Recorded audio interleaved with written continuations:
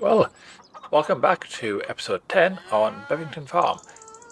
Construction is underway for the cowshed, which will take a little bit of time, but we will let that just crack on in the background. On this episode, we are back to doing grass. We need grass. Well, I say we need grass. We have grass that needs cutting, so we might as well do it. The bank balance is quite hefty. We had a lot of silage to sell when I looked at things, so I think we have more fields of grass than we need. And I'm going to rectify that. We're going to put a root vegetable into one of the fields. So I think, looking at the map, field 36 is the one I'm planning to put the root crops into, because it gives us a chance to have a wider border around. Because the problem with a lot of the root crops is the equipment to harvest them is either single row or quite large and quite difficult to get on a small UK map. So yeah, that's the plan. Also, we have the tyre wear mod on, and the tyres here are getting very, very low. They are 95% worn. Now, I worked out that if you base a standard vehicle being 8mm as a purchased new tyre, 80% would take you down to 1.6mm, which is UK legal minimum. So we are well beyond that, so this vehicle is no longer roadworthy. I'm waiting to 100% just to see what the texture changes to when it gets to 100. I thought the completely smooth look might have been sooner than this. I'm guessing it needs to be 100% for that to happen, which is fine. But yeah, they get very close to the end of life. That said, we are going to use this vehicle to wear them further. Now, the other thing I am wondering, I haven't quite figured it out yet, is whether you lose traction when you've got the tyres worn like this. So I don't know if it's just because recently I've had a few heavy items on the back, which has given me a little bit of a swing to the vehicle when doing corners, or if it's purely because the tyres are worn. I don't think the mod's that clever, but I could be wrong. Right, so we have a lot of grass to do. I'm not going to record all the grass fields. I'm just going to, the main one I'm going to do is the, yeah, see, that, I feel that should have been a better turn than that. When we replace the tyres, we'll double check. So yes, I'm going to do field 36, because that is where we're going to do our next plan. I'm not sure how we put the root crops in, whether we need to prepare the field in a different way. I don't think the planters for those crops are direct drill. So again, we might have to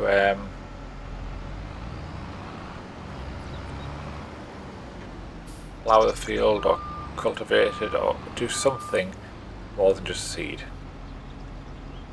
Right, so I want to put on, when I do this planting, is 3 headlands. So how wide does that make it look?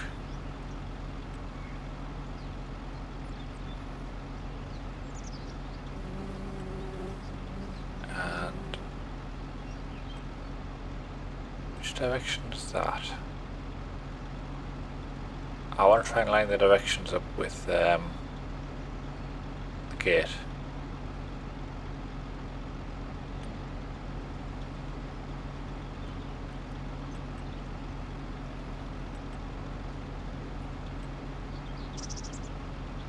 Think that. There we go. That'll work for me. And my harvest is in the way, but we're not going to worry about that for now.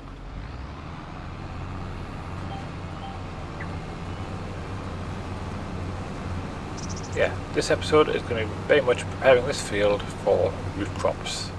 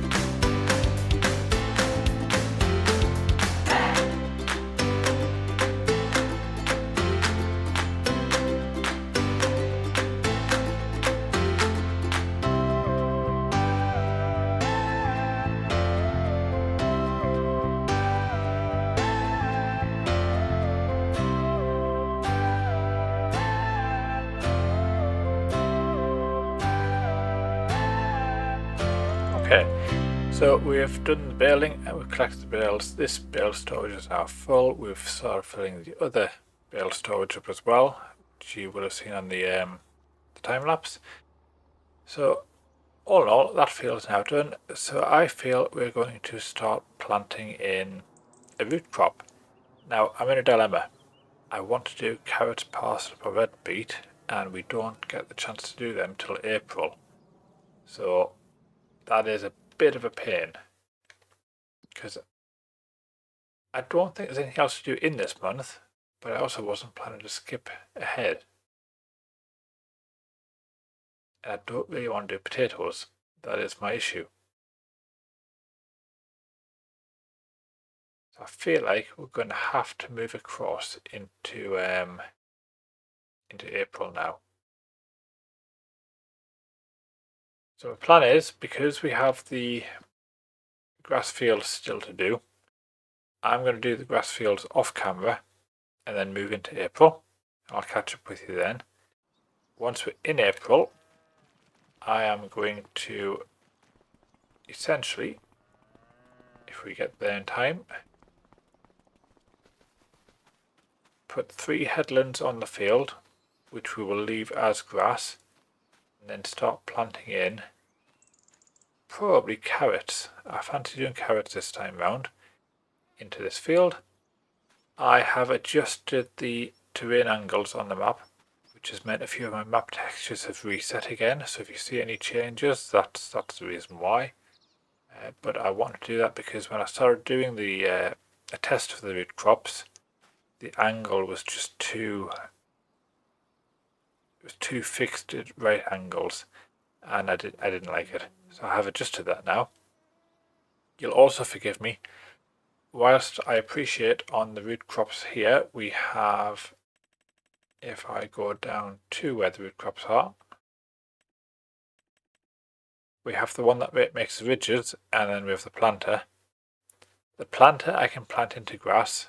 The ridges, however, will not ridge into grass. I need to plough the field and then put the ridges in. The ridges make no difference to the crop itself. So I am going to forego buying that and forego doing that process on this occasion. I'm just going to use the planter to seed directly into the grass when we get around to doing that. Going forward, if we decide to do root crops again in the same field, I'll potentially buy that one and put the ridges in as if you would if in real life you would be doing that. But for this occasion, I think we'll just purchase that and just do that. Right. For a few seconds time you will see me doing that, but for me I'm going to spend an hour or so just doing all the grass work. Right, that's all the fields done, and after a bit of faffing around, we're now in April, and we have the planter for the carrots, parsnips, red beet, and it does spinach. Weirdly, the other seeder planters can do spinach as part of their normal kind of options, but this one can do it as well. But to do carrot, red beet, and parsnip, you need to add in a different line to the other planters to get them to recognise those 3 crops. So it's an unusual one, that one. Anyway, I have had a bit of a fiddle around with a few other things, and I've modified the terrain angles, because when this goes in, it was looking a little bit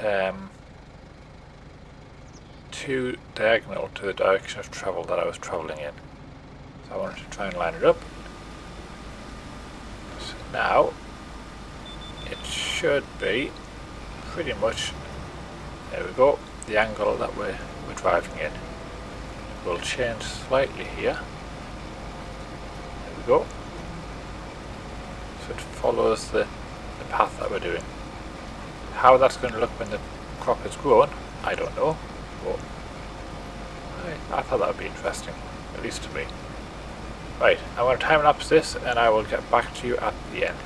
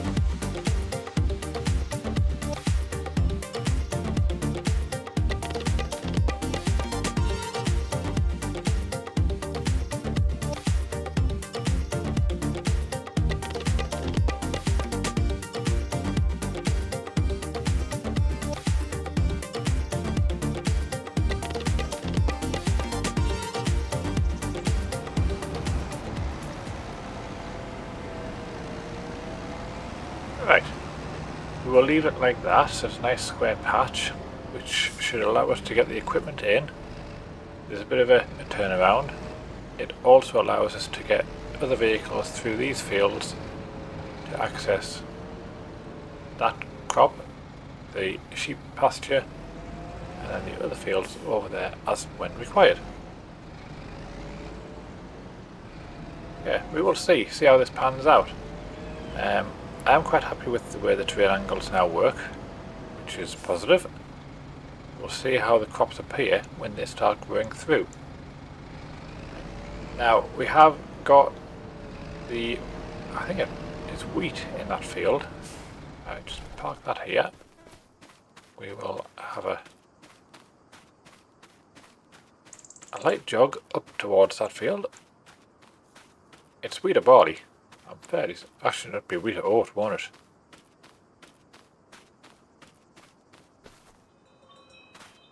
It's oat. So the oat is ready to harvest. So we are going to do that on the next episode.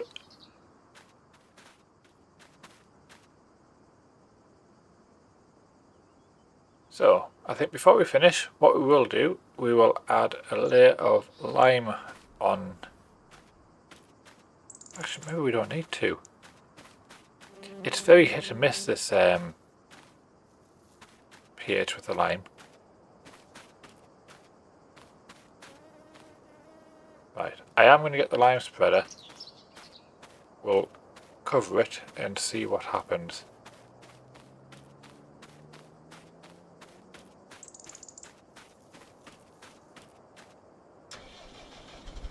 It could just be that, obviously with the updated precision farming, we have to let a few crops run through to start consuming the lime before we can start reapplying it correctly.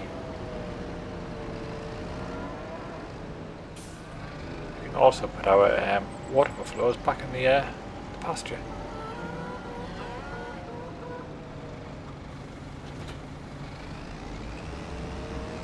I'm not going to top this up for now. We'll see what we get with what's in here. I suspect not enough to complete the actual field.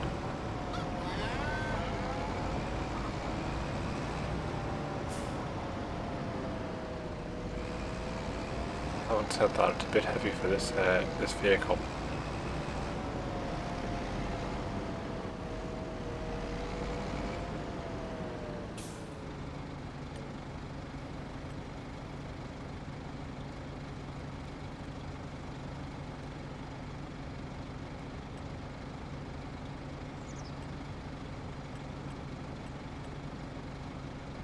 Can't turn headlamps off. Interesting.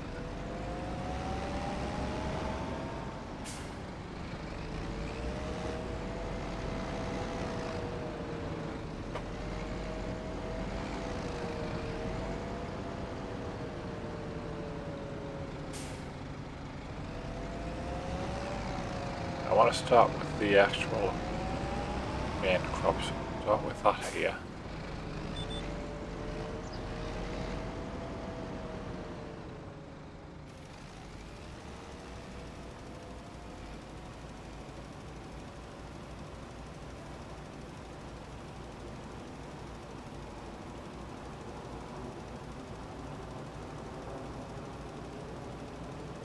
So it is applying some, it's just not.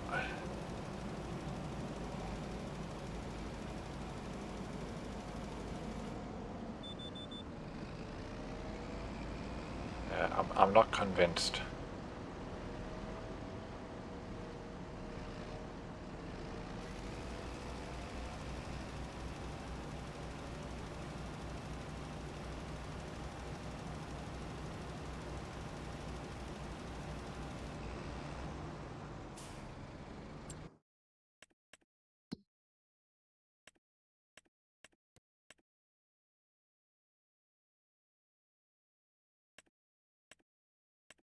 Probably need to purchase that again.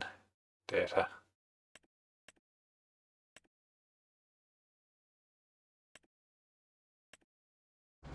Right, I think those are things for next episode. But for now, we will leave things here. For those who have been watching, thank you very much for watching, and I'll see you very soon. Bye for now.